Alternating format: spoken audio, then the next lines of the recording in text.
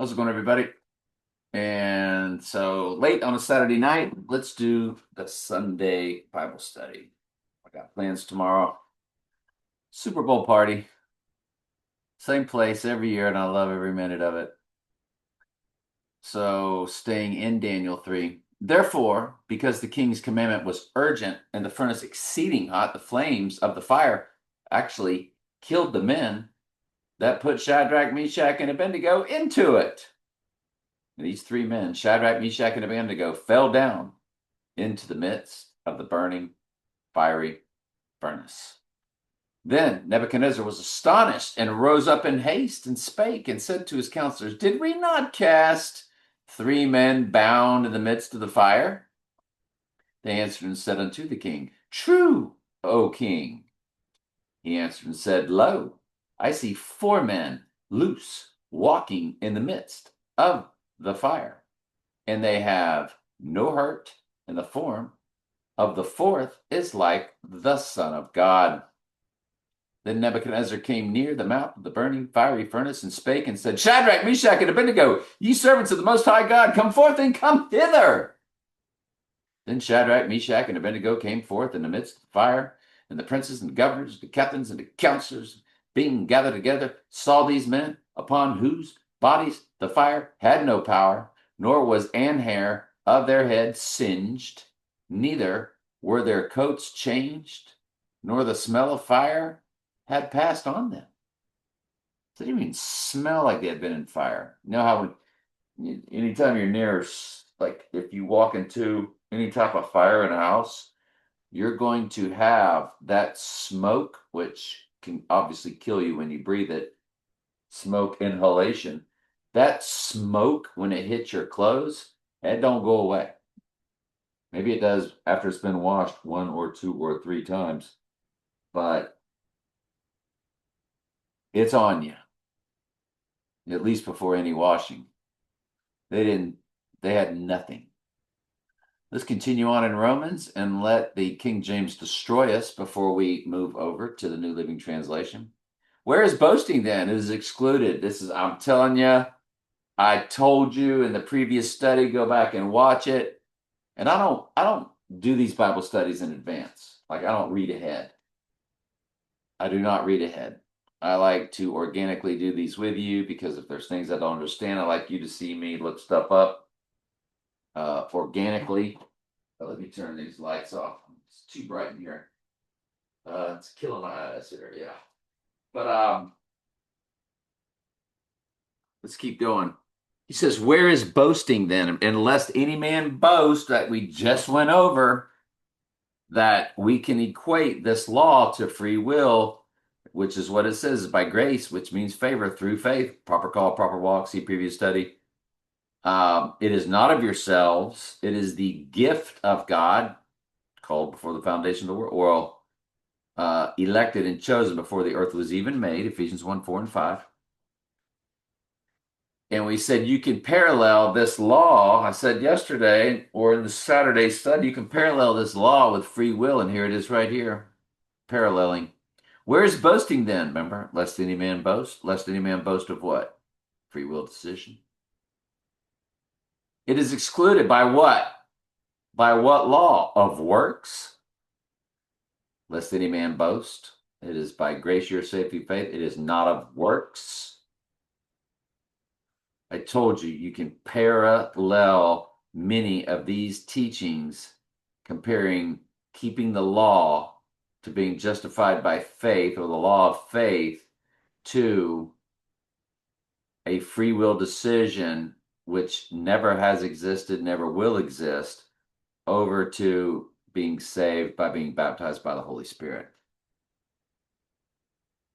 Of works, nay, but of the law of faith. And the law of faith is that you must be baptized by the Holy Spirit. And then when that Spirit comes into you, he starts beating the world out of you. Hebrews 12, 6 through 8. Therefore, we conclude that man is justified by faith.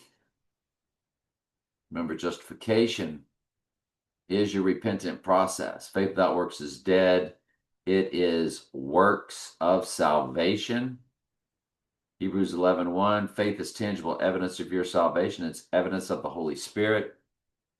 Nay, therefore, we conclude that man is justified by faith without the deeds of the law, or man is justified by being baptized by the Holy Spirit, not of any stupid, satanic, fake, false free will decision. Parallel that. See previous study. Hopefully, you're watching these from the playlist, so you would have gotten this from either the Daniel playlist in the previous study, or you would have gotten it from the Romans playlist from the previous study.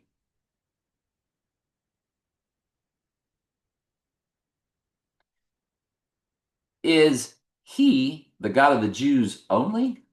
No, unless you include the spiritual Jews, but he's talking about the bloodline. Is he not also of the Gentiles? Sheep, no respect of persons. Sheep are either Jewish bloodline or they are non-Jewish bloodline.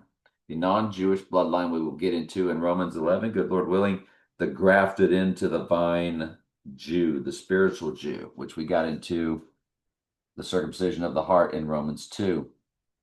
Without the deeds of the law, is he the God of the Jews only? Is he not also of the Gentiles? Yes, of the Gentiles also, seeing it is one God which shall justify the circumcision by faith.